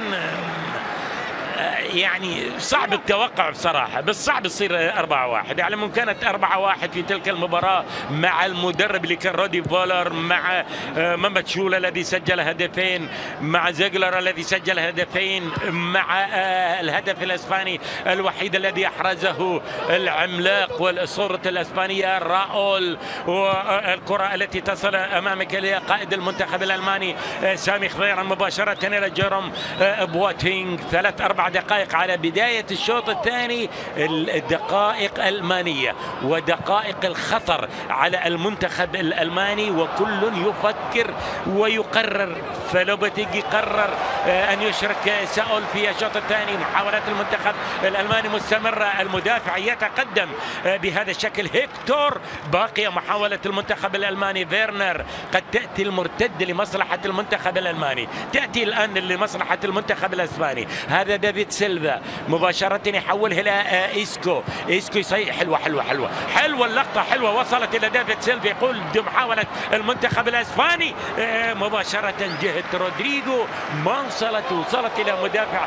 شوف عاد كنا جول جاي، كنا جول قادم في المباراة. يمكن الحين حتى في هذه الأقطار يمكن للألمان التسديد، ولكنها ما تعبر، ما توصل سهلة على حارس مرمى كبير اللي هو ديخية، يلعب في نفس الدوري اللي يلعب فيه مسعود أوزيل، هذا في أرسنال وهذاك في مانشستر يونايتد. واللاعب المتألق لاعب المنتخب الألماني سانيه يجلس على قائمة البدلاء. لكن في تبديل ثاني أمامك الآن، لاعب المنتخب أو مدافع المنتخب الأسباني. يمكن وأقول يمكن أن مثلا فيك الشعر بإصابة أو قرار حكم المباراة. طبعا ساول هناك، والمدافع ناتشو لاعب الريال، لاعب البرشا يغادر، ولاعب الريال يغادر، ولاعب الريال ناتشو في المباراة رقم 15 ولم يسجل أي هدف على المستوى الدولي. ولاعب الريال السابق لاعب يوفنتوس في الوقت الحالي قائد المنتخب الألماني سامي خضيره في مباراة رقم 73 على المستوى الدولي يتلقى العلاج. سانيه اعتقد اللاعب البديل القادم، اعتقد. لاحظ الكرة المشتركة ما بين اللاعب يعني في الدوري الألماني اللي هو تياغو مع بايرن، ولاعب في الدوري الإيطالي اللي هو سامي خضيره، وهنا أصيب سامي خضيره وبالتالي سقط سامي خضيره يتلقى العلاج. آخر لقاء إذن في ألمانيا كانت النتيجة 4-1 للألمان، أبطال العالم أمامك 2010 يعني 2014 للأسبان، الألمان 2010 للأسبان، يعني البطولتين الأخيرتين عند المنتخب الأسباني لأول مرة، ورابع لقب كان للألمان في مونديال البرازيل. واليوم بصراحة شفت وايد مباريات يعني، لكن يعني شفت مباراة روسيا البرازيل، 3 البرازيل ولا شيء روسيا إذا لعبت في المونديال مثل ما لعبت اليوم مع البرازيل، يعني البشرى للمنتخبين العربيين انهم بياخذون 6 نقاط. لكن المونديال يختلف، المونديال الوضع المباريات اكيد يعني الوضع يختلف، لكن اعتقد انها مباراه في غايه السوء للمنتخب الروسي في روسيا. الخساره من البرازيل ب3 أهداف مقابل لا شيء بدون نيمار. طبعا اقيمت المباراه هنا في هذه المباراه الكبيره، الكبار كلهم حاضرين، عتشيل نوير وشيل بوسكيتس الاسباني المصاب، وبدرجه اقل ربما موراتا الذي لا يؤدي جيدا مع تشيلسي. سامي خضيره تبديل اضطراري في المنتخب الألماني. في خط الوسط غوندوغان لاعب مانشستر سيتي، اللاعب من اصول تركية، ياتي الان عند 42 مباراة على المستوى و22 مباراة دولية وعنده 4 أهداف. غوندوغان بديل سامي خضيره. تبديل هنا تبديل هناك. محاولة المنتخب الاسباني، كرة سريعة جدا يتابعها جيروم بواتينغ مدافع صلب اكيد في المنتخب الاسباني. الكرة المقطوعة وصلت الى هيكتور مدافع الالمان الى حارس المرمى الاسباني ديخية. هذا هوملز. انيستا على قائمة البدلاء. انيستا الذي صنع، انيستا الذي غادر، والبديل هو ساول. وما ادري بصراحه يعني ناتشو هل اصيب مثلا بيكي؟ هل بدا يشعر بيكي باصابه؟ هل بدا يشعر انيستا باصابه؟ ولا الاثنين في تصوري وبدرجه اكبر انيستا مكانه اكيد في التشكيله الاساسيه، وخاصه بعد ادائه الرائع في الشوط الاول. ولكن هذا مكان بقاء انيستا على قائمه البدلاء، خروج بيكي ومشاركه هذا اللاعب ناتشو، واحد في البرشا وواحد في الريال، بكره وصلت لمصلحه المنتخب الاسباني. يقود المحاوله لاعب الريال اللي هو إسكو مباشره الى دافيد سيلفا. سيلفا يسيطر عليها ويرجعها بهذا الشكل للاعب المتقدم ساول. البينيات الاخطر الان للاسبان، التسديده والكرة. اعتقد جوردي ألبا كأنه يفكر انه يباصي الكرة. لاحظ ما اعتقد ان جوردي، شوف جميلة متبادلة، ثانية ثالثة رابعة استقرت في الأخير بهذا الشكل. اعتقد جوردي ألبا كان يفكر في رودريغو مهاجم المنتخب الأسباني، لكن كسب ألبا الضربة الركنية لمصلحة الأسبان بعد الضغط الألماني مع بداية الشوط الثاني. يأتي الآن الضغط الأسباني. مباراة حلوة من جانب الفريقين ومن جانب الفريق الزائر على وجه التحديد. الكرة المرتدة تكتمل المرتدة سريعة، المرتدة لمصلحة المنتخب الألماني. وين سرعتها؟ السرعة حاضرة بتقدم لاعب المنتخب. خلاص انتهت، لأن الكرة طالت على فيرنر مهاجم المنتخب الألماني. وبالتالي شوف الآن عند الدقيقة 10 أنا ما أدري ليش عندي قناعة، ما أدري والله أن سانيه راح يأتي، وإن طالت السهرة أعتقد ساني سوف يأتي. وصلت الكرة إلى إسكو إلى دافيد سيلفا، مباشرة إلى إسكو مرة أخرى، والمتقدم أمام داني كارفاخال يرسلها ولكنها تصل إلى خارج أرضية الملعب. لو أتى ساني راح يكون حوار خاص ما بين داني كارفاخال وما بين ساني، لكن ساني لا زال جالس على قائمة البدلاء. واعتقد مدرب المنتخب الألماني ربما يعني يقدم هذا اللاعب بعد مشاركة لاعب خط الوسط جوندوغان بديلا للاعب الذي أصيب سامي خضيرة. وصلت الكرة الخطيرة بهذا الشكل، تحولت إلى دافيد سيلفا، ممكن يسدد يغير راية. البنية الأخضر، جول. الله تضيع على الأسبان فرصة تسجيل الهدف الثاني. وصلت إلى الألمان، المرتدة السريعة للألمان. مهاري ممكن يخلص ممكن يمر يغير راية ينقلها تصطد والتحول الكرة لافة، ومع لفتها وصلت إلى لاعب المنتخب الألماني. ممكن الجول ولكن يا الله يتألق ديخية ويصد كرة جوندوغان. ضاعت على الأسبان وضاعت على الألمان. ولاحظ معاي المحاولة الألمانية وتألق ديخية، شل كرتين ديخية. شوف قبل ذلك للأسبان سامي أو إسكو يضيع فرصة لا تضيع على المنتخب الأسباني. كادت أسبانيا أن تتقدم، كادت ألمانيا أن تتقدم.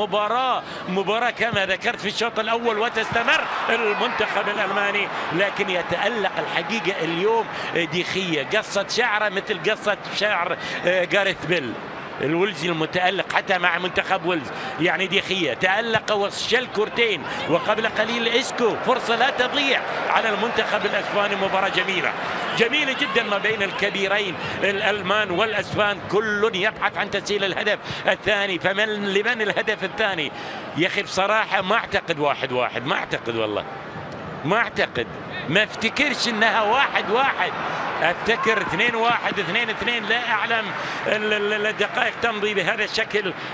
هنا المدافع هوملز، ولاحظ الكرة السابقة لمصلحة المنتخب الألماني. الكرة اللي تحولت عالية، وبعد ذلك الاستقبال أولا كان استقبال جميل، وردة الفعل هنا بالمقابل. يعني كاد المنتخب الألماني أن يأتي ويسجل الهدف الثاني، ولكن ردة الفعل ممتازة في مناسبتين. الحارس الأسباني الأول ديخية يتألق في مناسبتين، وبالتالي ينقذ مرمى المنتخب الأسباني.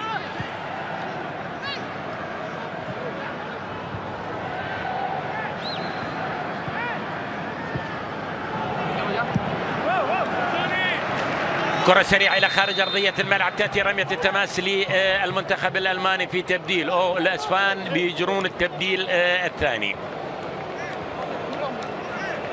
الأسبان والتبديل الثاني إسكو بعد أن ضاع قبل قليل، وبالتالي لاعب محبب مشاهدته هو اللاعب القادم أسينسيو.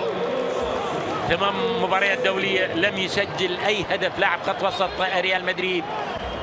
لاحظوا الكرة السابقة ما بين لاعبين لعبوا في الريال، مسعود أوزيل سابقا، حاليا أرسنال. إسكو لا زال حاضرا مع الريال، ولاعب ريال مدريد اللاعب القادم أسينسيو. المباريات الأولى أنت شفت تألق هذا اللاعب مع ريال مدريد، ربما يتألق مع المنتخب الأسباني. سنة المونديال اللاعبين الشبان يحاولون يفرضون اسمهم على مدرب المنتخب الأسباني، وبالتالي فرصة التواجد في المحفل العالمي الكبير. بعض اللاعبين خلاص، بعض اللاعبين مضمونين رايحين 100%.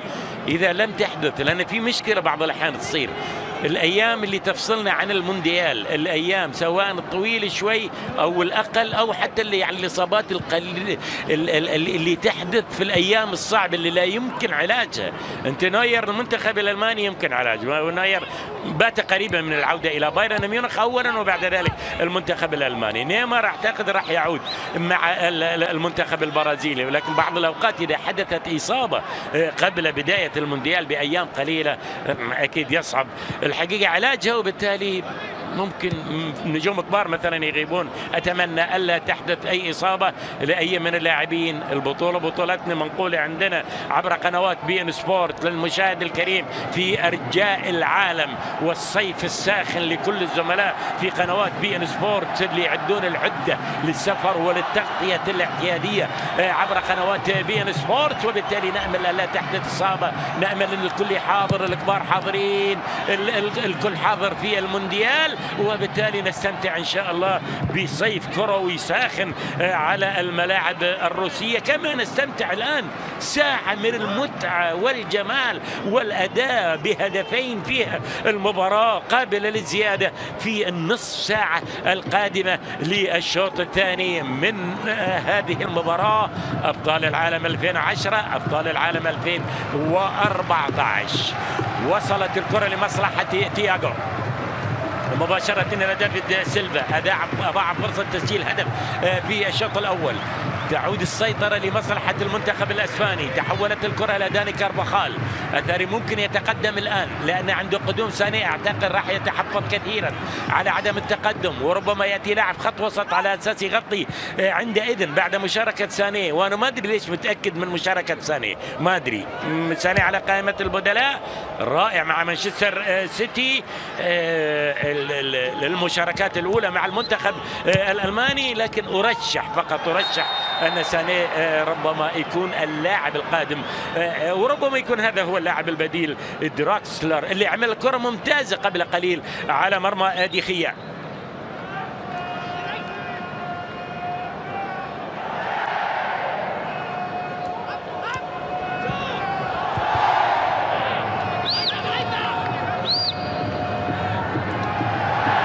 إلى رمية تماس لمصلحة المنتخب الأسباني.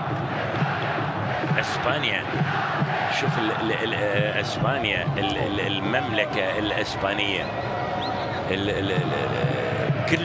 كل من الملك لين الشعب لين الكل يتذكرون سنوات الهيمنة، السنوات الجميلة. يا ما اجملها وما اروعها ان انت تكون متعلق ان منتخب بلادك ينشر الفرح. انت غض النظر شوي عن ريال مدريد، عن برشلونه شوي، اللي كل شوي ولا في برشلونه احتفالات وفي ريال وفي مدريد احتفالات، يعني كما حدث للريال يعني دوري الابطال البطوله. لكن نشوف انظر للمنتخب الاسباني، 2008 بطوله اوروبا، 2010 كاس العالم، 2012 بطوله اوروبا. من يستطيع ان يفعل ذلك؟ هذه سنوات العسل والهيمنه والمجد الكروي للمنتخب الاسباني. فهل يعود؟ تراجع اكيد بعد ذلك، والتراجع مستمر على امل ان يتمكن هذا اللاعب وبعض اللاعبين اللي يلعبون المباريات الدوليه. يعني هذا اسينسيو واحد منهم اللي يلعبون المباريات الدوليه الاولى، رودريجو واحد منهم. قل عطاء رودريجو، وآن الأوان أعتقد لمشاهدة دييغو كوستا. رودريجو سجل هدف نعم في الشوط الأول، ولكن تراجع لما شاهدنا يعني في الشوط الثاني. ربما يكون دييغو كوستا المرشح للنزول والمرشح المنتخب الألماني الآن للتسجيل، لكن التسديد إلى خارج أرضية الملعب. فيرنر يسدد لكن الكرة تمر. لاحظ معي التقدم والكرة الجميلة والباص الجميل والانطلاقة من فيرنر والمتابعة من ديخية، لكن ما اصطدت في ديخية. وصلت المنتخب الاسباني مرة اخرى. المنتخب الالماني فك الكرة، يبدأ محاولة اخرى، والاقرب لتسجيل الهدف الثاني هو المنتخب الالماني. الان في سقوط على ارضية الملعب، ومسعود اوزيل يرجع الكرة وفي خطأ لمصلحة الالمان.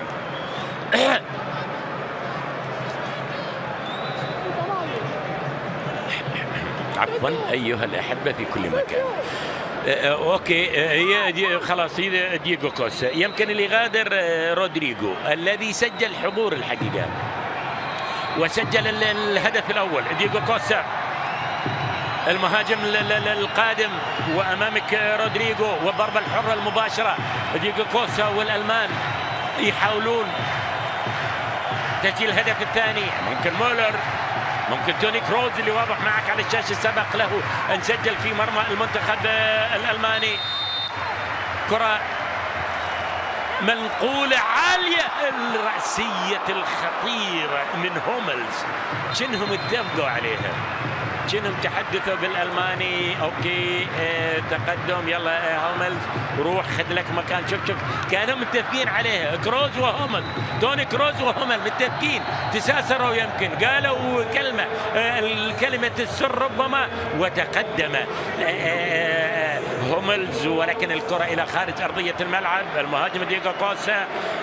المباراة رقم 17 أتلتيكو مدريد بعد العودة عند 6 أهداف دييغو كوستا ومغادرة رودريجو. قل عطاء الحقيقة رودريجو في الشوط الثاني، وبالتالي يأتي التبديل مباشرة من لوباتيجي مدرب المنتخب الأسباني. مباشرة للأسبان. الدقائق تمضي سريعة، النتيجة ما تغيرت من الشوط الأول، باقية هدف لهدف. سيرخيو راموس يتقدم كالعادة بعد مغادرة وربما أقول إصابة بيكي، لا أعلم. سيرخيو راموس، شوفوا وين يلعب الآن. سيرخيو راموس يتقدم وعنده صولات وعنده جولات، والأسبان يسجلون. وسولو بويول الذي سجل في مرمى المنتخب يعني في المونديال في جنوب افريقيا. ولاحظ الكرة اللي يتقدم فيها مدافع صلب اللي هو هوملز.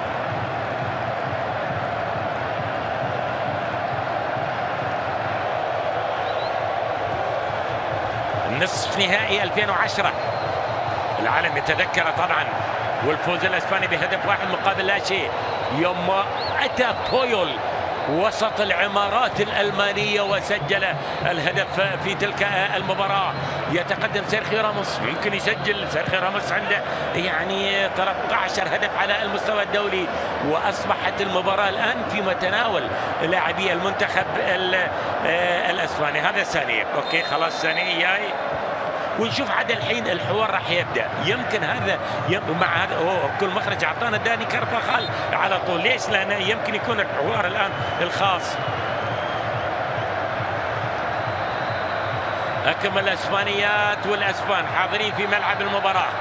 ساني المباراة رقم 10 هو يعني في سمار شوية. ليش؟ لأن الوالد من السنغال لاعب السيتي الرائع، راح يلعب المباراة رقم 10. والمخرج الألماني اللي روان داني كارفاخال. ليش؟ لأن ساني وخطورة ساني راح يجري في مواجهة داني كارفاخال. أنت شوف الحين عاد لوباتيجي ايش راح يعمل بعد مشاركة ساني. وصلت الكرة لمصلحة الأسبان، ممكن جول. الله للمرة الثانية دافيد سيلفا يضيع في الشوط الثاني كما أضاع في الشوط الأول. يتألق في هذه المحاولة أسينسيو في هذه اللقطة، حاول دييغو كوستا، وصلت إلى دافيد سيلفا اللي سدد الكرة إلى خارج أرضية الملعب. ضاعت على الأسبان، وساني ودراكسلر يغادر أرضية الملعب. عاد الحين راح يبدأ الحوار، وهني راح أعتقد يبدأ الشغل. إذا قدم هذا اللاعب، شوف في المباراة رقم 10 على المستوى الدولي، هذا اللاعب اللي عليه دائما الحديث والتوقعات واللعب في هذا المكان، راح يشوفه في مواجهة داني كارفاخال. هني لوبوتيجي من يأتي لمساعدة داني كارفاخال من لاعبي خط الوسط. راح نشوف الآن المشهد راح يحدث أمامنا، لأن 22 دقيقة راح يكون داني كارفاخال تحت ضغط سانيه المتألق، وخطورة الألمان راح تزداد الآن، لأن في لاعب بحجم سانيه، إمكانيات سانيه. هذا داني كارفاخال يتقدم في هذه اللقطة مع المنتخب الإسباني، لكن راح يتراجع. شوف سانيه وين؟ اكو سانيه اللاعب البديل رقم 19 اللي راح نشوفه في هذا المكان مع داني كارفاخال او امام داني كارفاخال. لذلك حوار يبدا الان اخر ما بين سانيه المهاجم الالماني ومدافعي المنتخب الاسباني، وايضا على وجه التحديد مع داني كارفاخال. الالمانيه المدام حاضره، البنت حاضره، العائله حاضره، الهيرن، الدامن، كلهم حاضرين في ملعب المباراة. الألمان اللي يبحثون أكيد وعندهم ثقة أن فريقهم راح يسجل الجول الثاني. ممكن في هذه اللقطة هيكتور يتقدم، ينقل الكرة، أول لمسة من سانيه وسانيه مرة أخرى. سانيه يتقدم ويحولها بهذا الشكل. توني كروس في الأخير تصل إلى مسعود أوزيل. البينية عند من؟ البينية عند جوردي ألبا، يترك الكرة إلى ضربة مرمى لمصلحة ديخيا. دقيقة 70، حوالي 20 دقيقة تفصلنا على نهاية الوقت الأصلي أمام لوبوتيجي، مدرب عمره 51 سنة، السنة الثانية مع الأسبان. كان مدرب كبير ديل بوسكي، والألقاب مع ديل بوسكي كما ذكر، سنتين مع بورتو البرتغالي الشباب الناشئين. يأتي المنتخب الأول، هو لاعب حارس مرمى الريال، حارس مرمى برشلونة. هو الآن اللي يوجه اللاعب البديل القادم لوكاس. اللاعبين، شوف انت هؤلاء اللاعبين، أمل كرة القدم الأسبانية على هؤلاء اللاعبين، لعل وعسى. يعني هذا لوكاس، الحين لاعبي ريال مدريد اصبحوا الان في المقدمه في الهجوم. دافيد سيلفا مباراه جيده، لكن مع اضاع فرصتين. يمكن حتى لوبوتيجي شوي، يا اخي والله ضيعت لنا فرصتين، فرصه في الشوط الاول، فرصه في الشوط الثاني. واللاعب البديل اصبح الان يعني لوكاس مع اسينسيو، لاعبي الريال مع لاعب اتلتيكو مدريد. طبعا في خط الهجوم المهاجم الصريح اللي هو دييغو كوستا يبحث عن الهدف الشخصي السابع. بس عاد متى بيلمع وايد يعني من يكون يعني من لان اسبانيا تبي هدافين من الطراز الرفيع. اوكي، في مختلف الخطوط في لاعبين، بس تبي يعني مهاجمين من الطراز الرفيع. لعل وعسى دييغو كوستا، لعل يعني اخرين. هذا سانيه يعني امل واحد من امال الالمان في المونديال القادم. الاسبان يبون لاعبين. دييغو كوستا 16 مباراه دوليه فيها 6 اهداف فقط. يامل يعني، والاسبان ياملون ان هذا اللاعب البرازيلي الاصل الاسباني انه يتالق اكثر مع هؤلاء اللاعبين الشبان اللي هم لوكاس، اللي هم اسينسيو. امل الاسبان في المونديال القادم، وامل كرة القدم الاسبانية في السنوات القادمة. لكنهم يبون يعني يا اخي، انت اذا تبي تفوز ببطولة يعني كاس العالم، اكيد كاس العالم لها شروط. تي مني والدرب بس لا لا لا لا, لا ما. اوكي حلوة كنترول من يوخيم ليف، وهذا هو المدرب الألماني. لقطة جميلة. امامك يعني 58 سنه، لوباتيجي 51 سنه. هني مدرب فاز بكاس العالم، هني مدرب 12 سنه، المدرب الخبير جدا اكثر من 12 سنه. يعني هذا ساني وداني كارفاخال اكو امامه. ساني حول الكره بهذا الشكل الى توني كروس، يغيرها توني كروس. المدافع المتقدم هيكتور مباشرة إلى أوزيل إلى ساني، إلى أوزيل مرة أخرى. الألمان يتبادلون الكرات عند الدقيقة 73. الدقائق تمضي سريعة وما حد سجل الهدف الثاني لغاية الآن. الألمان يهاجمون بأكبر عدد من اللاعبين، حتى بتقدم هيكتور بالكرة البينية ما وصلت للاعب المنتخب الأسباني، لكنها تبقى وين؟ في نصف ملعب المنتخب الأسباني. وصلت إلى مسعود أوزيل إلى الأمام سريعة. وهذا المدافع الألماني هيكتور عنده نوايا عجيبة غريبة مع تقدم المدافع الآخر هوملز. إذا الضغط يزداد واللاعبين عددهم يزداد بتقدم لاعبي خط الوسط، بتقدم لاعبي خط الدفاع. هوملز هيكتور يتقدمون، وبالتالي البحث عن تسجيل الهدف الثاني. وهذه الدقائق من المباراة الأفضلية تذهب للألمان. قبل قليل كانت للأسبان وضياع الفرصة من دافيد سيلفا، والآن أصبحت وللألمان المتقدم. أمامك هيكتور إلى ساني أمام اثنين. ولاحظ اللاعب اللي يغطي واللي يأتي واللي آزر في اللقطة السابقة لاعب المنتخب الأسباني كوكي. أكيد لاعب يبيله مؤازرة، يأتي لاعب بالضبط شيء مقروء خلصين منه. يعني داني كارفاخال تحت لاعب مهاري عالي، لابد من مؤازرة لاعب من خط الوسط، يكون لاعب مؤازر عندما يتخلص ساني، عندما يمر ساني يجد كوكا أمامه. لاحظ المشهد أمامك الآن، عودة لاعبي المنتخب الأسباني بكرة ساني، بعودة وتغطية داني كارفاخال نفسه. لكن قبل ذلك أيضا أتت التغطية من لاعب المنتخب الأسباني العائد في تلك اللقطة اللي هو اللاعب البديل قبل قليل لوكاس. هؤلاء اللاعبين يدافعون، هؤلاء اللاعبين يهاجمون. الكرة الخطيرة جدا، لكن أعتقد نعم إلى حالة تسلل. مساعد الحكم يرفع الراية، وبالتالي إلى حالة تسلل. اليوم الحكم اسكتلندي يدير هذه المباراة في بطولة أوروبا في عام 2008.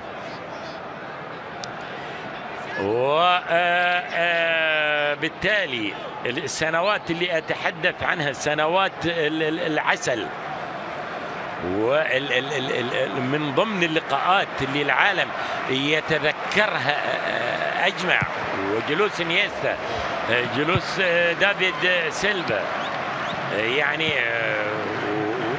ومن المباريات الشهيرة أكيد يعني نصف نهائي كأس العالم 2010 هدف بويول. من المباريات ايضا لان نهائي بطوله اوروبا عبر قنوات الجزيره الرياضيه في تلك الايام، بي ان سبورتس الوقت الحالي. المباراه في العاصمه النمساويه فيينا، وبالتالي محاوله يا الله شلون ضاعت وشلون تركوه، شلون عطوه فرصه لاعب المنتخب الاسباني في تلك اللقطه. المحاولة الخطيرة تعود مرة أخرى لمصلحة الأسبان، يتبادلون والكرة وتسديدة ساول الكرة إلى خارج أرضية الملعب. هذه التسديدة محاولة قبل ذلك، شوف هذه التسديدة أمامك اسبقتها محاولة كانت خطيرة جدا من أسينسيو، ضاعت على هذه بالضبط أمامك الآن. لو هياها الكرة، يعني أعتقد إن دييغو كوستا كان ممكن يكون. بصراحة الأسبان ضاعوا فرص حقيقية للتسجيل. تنلعب وتصل الآن إلى لاعب ممكن يتألق أكثر وأكثر في الدقائق المتبقية. لوكاس في الجهة اليسرى، لعبة عالية تمر تعبر، نعم عبرت إلى خارج أرضية الملعب. تبديل قادم أيضا في المنتخب الألماني، يعني في بطولة كأس الأمم الأوروبية عام 2008 1-0. هدف توريس عند دقيقة 32. البطل كان المنتخب الأسباني مع المدرب لويس أراغونيس. حبيبي يعني لقاءات شهيرة ما بين عملاقين من يعني من عمالقة كرة القدم، يعني في كأس العالم 4 مرات، في دوري المجموعات 3 مرات، 66 2-1 لألمانيا، 82 2-1 أيضا لألمانيا في مدريد، 94 1-1، 2010 1-0 يعني للمنتخب الأسباني. مباريات كبيرة، حتى هذه المباراة مباراة كبيرة. آخر 13 دقيقة، من يسجل الهدف الثاني في هذه المباراة؟ أسينسيو على تنفيذ الضربة الركنية مقطوعة على أساس تصل المنتخب الأسباني يتقدم ويقود هذه المحاولة اللي تصل إلى نفس اللاعب اللي لعب الضربة الركنية قبل قليل. يهدئ اللاعب أسينسيو. المباراة الدولية رقم 9 فقط، تألقه مع ريال مدريد أدى إلى قدومه مثلا مباراة ما استدعاه المدرب نظرا لتراجع مستوى، ما تشارك مع تشيلسي، ما تكون من ضمن الخيار. الله الله الله الله الله، المرور الجميل والخطير، لكن مروره احلى من الكره اللي مررها. مروره احلى لانه ما كان في لاعب طالب الكره تحولت لهذا اللاعب المدافع الالماني الناوي ربما على مرمى المنتخب الاسباني. لاحظ الكره الجميله اللي مر من خلالها فيرنر، كل شيء صح الا هذه الكره اللي حولها. الكره مرت الى خارج ارضيه الملعب، ضاعت على المنتخب الالماني، كره ما وصلت الى دييغو كوستا، تصل لمدافع المنتخب الالماني. دقائق صعبه في المباراه سوف تكون الدقائق القادمة. الألمان الأقوياء وين يخسرون الألمان؟ وين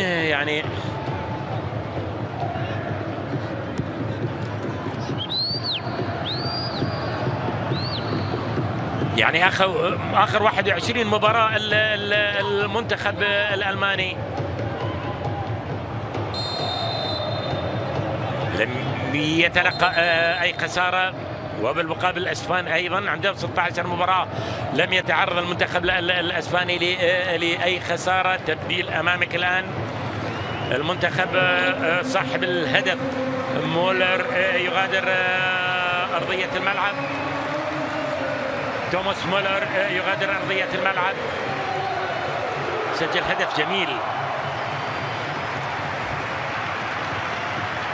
يتلقى تحية كبيرة من الأنصار، من المشجعين في مدينة دوسلدورف.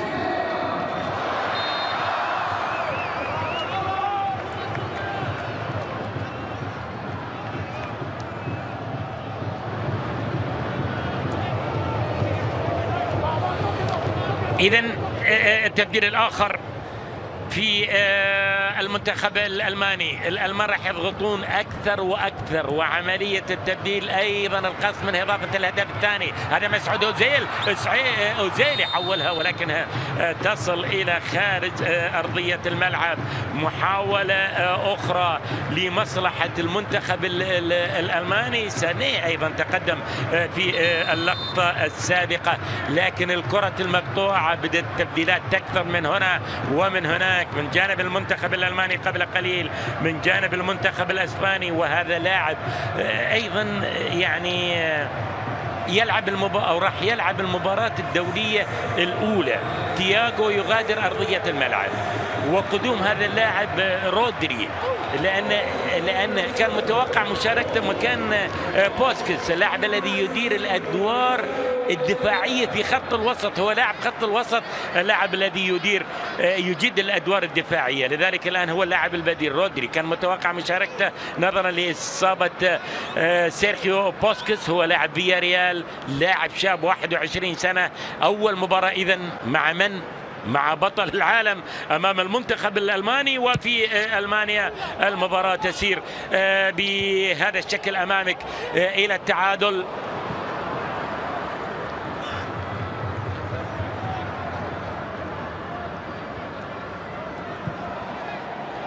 اللاعبين اللي غادروا وماري غوميز شاهدنا قبل قليل مهاجم المنتخب الألماني بسن 32 سنة، بس والده من اسبانيا ترى، يمكن يكون اللاعب القادم في الدقائق الأخيرة. لذلك المخرج ركز على مهاجم المنتخب الألماني قبل قليل، وألمانيا سوف تهاجم أكثر وأكثر وأكثر من خلال الدقائق المتبقية القليلة.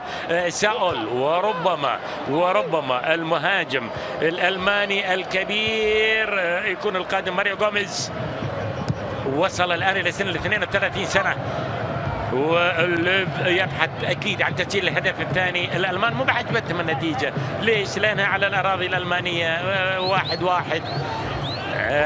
من حيث الأسماء ومن حيث الخبرة أكيد الترشيحات لمصلحة والأرض والجمهور وما إلى ذلك، والخبرة الكبيرة يعني لمصلحة المنتخب الألماني. ولكن الحقيقة الأسبان قدموا مباراة ممتازة الشوط الأول وبعض دقائق أيضا الشوط الثاني، ولكن يظل الخطر على تعادل المنتخب الأسباني. ليش؟ لأن ألمانيا لن تهدأ إلا بتسجيل الهدف الثاني، ربما أكثر. الألمان ما يهدؤون، يضغطون كما تلاحظ الآن، ولاحظ العدد وحتى المدافع المتقدم في هذه اللقطة هيكتور. الكرة تحولت إلى خارج أرضية الملعب، تأتي بالتالي الضربة الركنية الخطيرة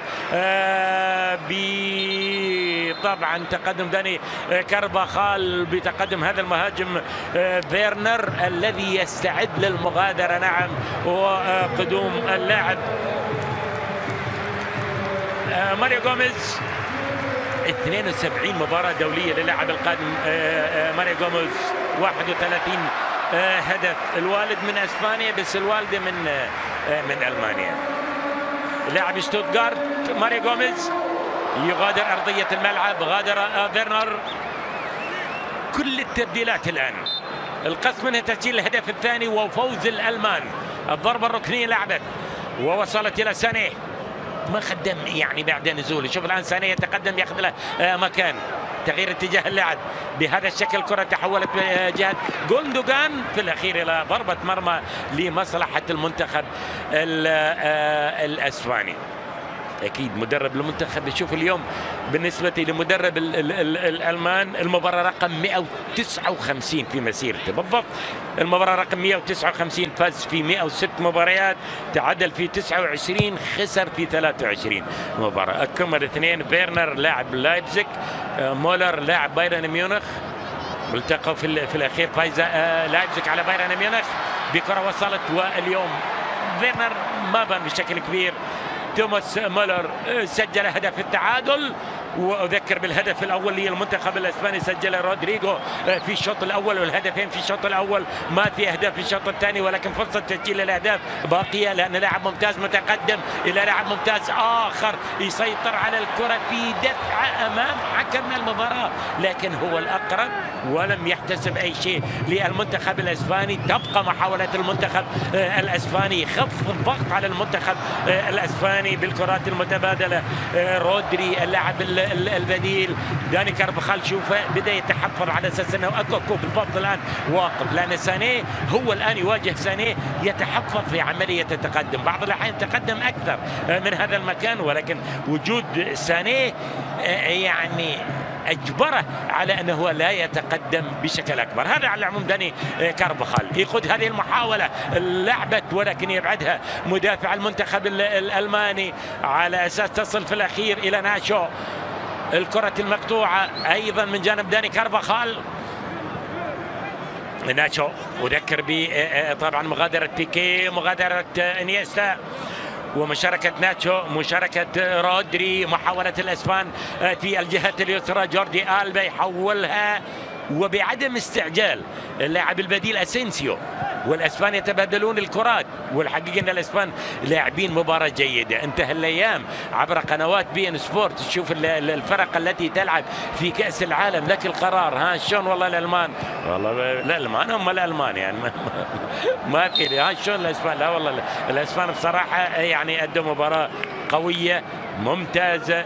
بعض الدقائق كانوا قريبين من تسجيل حتى الهدف الثاني. شلون الفريق الفلاني شلون شاهدته، شلون تحضيراته، لأنها من ضمن البروفات الكبيرة. هذه بروفة كبيرة للمونديال، وبروفة ثانية راح تكون للأسبان، أسبانيا الأرجنتين في العاصمة مدريد يوم الثلاثاء القادم. أيضا يعني مباراة كبيرة، وألمانيا يعني أيضا أمامها مباراة أيضا قادمة، وبالتالي يعني هي المباريات التي يعني تسعى وتحضر لها الفرق الكبيرة. تبي تفوز على الكبار تلاقي الكبار، تبي تلعب مباريات كبيرة في المونديال تلعب مع الفرق الكبيرة، ما تلعب مع فرق والله الصكة 7-0 8-0، مع انه والله حتى في المونديال في 7 يعني مع الألمان ما في شيء امامه، لكن تحضر تلعب مباريات عدلة، تلعب مباريات قوية، تلعب مباريات حاضرة، راح تكون في حاضرة كأس العالم. الفرق اللي حاضرة في كأس العالم راح تأدي امامك مباراة تهمها هي قبل ما تهمك انت، لذلك يعني التحضير المباريات من العيار الثقيل. اسبانيا راح تروح الى روسيا وراح تواجه هناك البرتغال، راح تواجه جارتها البرتغال سوتشي، راح تواجه ايران.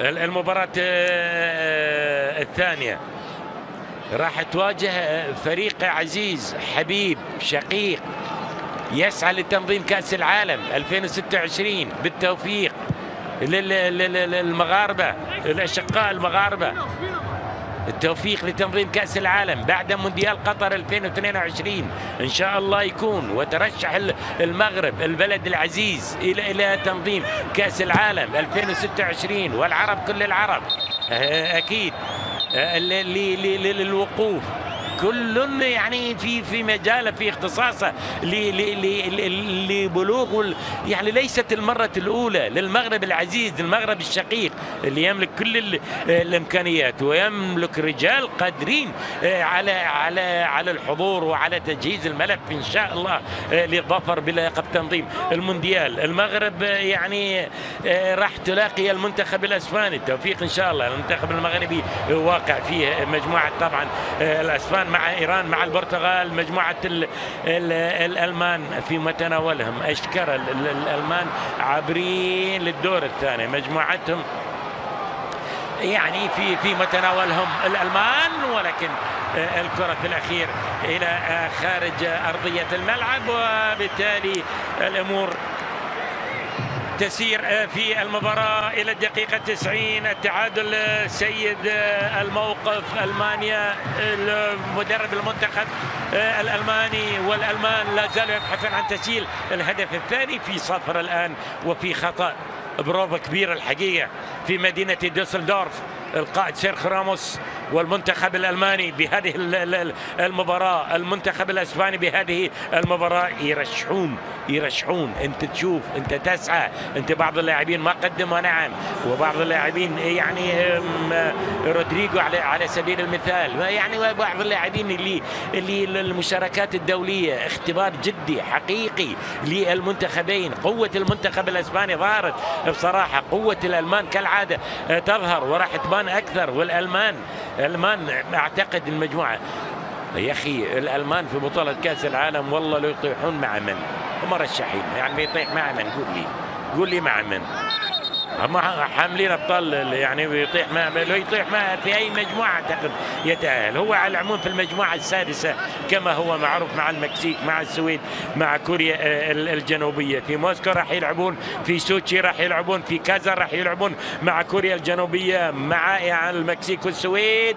اعتقد المجموعه في متناول الالمان، واعتقد هذه المباراه الوديه الدوليه لو انتهت بالتعادل الاسبان راح يرضون عنها. ليش؟ لان لاعبهم رودريجو سجل هدف اليوم، واللاعبين يعني اسنسيو يقدم مستوى جيد كالعاده، لوكاس اللاعبين الشبان الصغار، اللاعب رودري الذي لعب يعني مباراته الدوليه وما في خطر. ساني لما ما فعل شيء في المباراه، في بعض الاسماء يعني ساني مشاركته كانها لم تكن، التالق الكبير مع السيتي لكنه ما فعل شيء. ديجو كوستا مشاركته مع المنتخب الاسباني ما فعل شيء.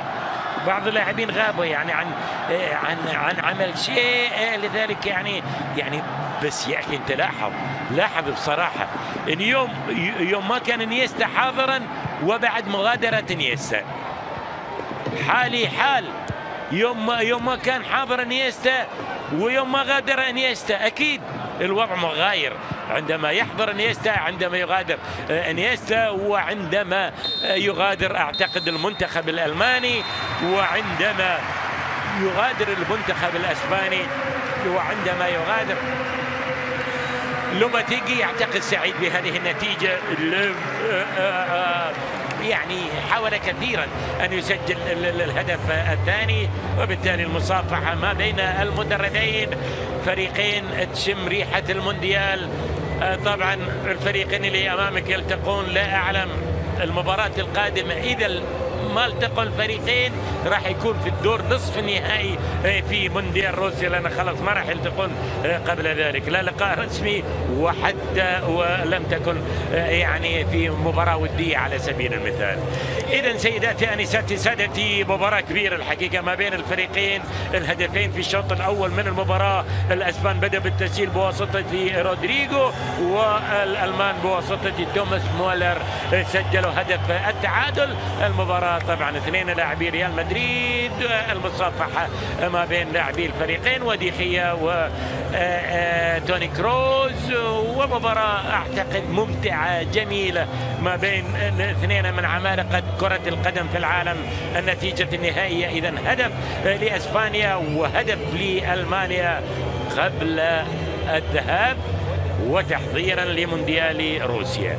سيداتي انساتي سادتي دائما على المحبة والخير نلتقي. ارجو ان تتفضلوا بالبقاء معنا الزملاء بالانتظار لتحليل المباراة بشكل عام والشوط الثاني بشكل خاص عند زملائي الاعزاء باسل طبال، طارق ذياب، محمد حمادة. شكرا لكم ايها الاحبة ومع السلامة.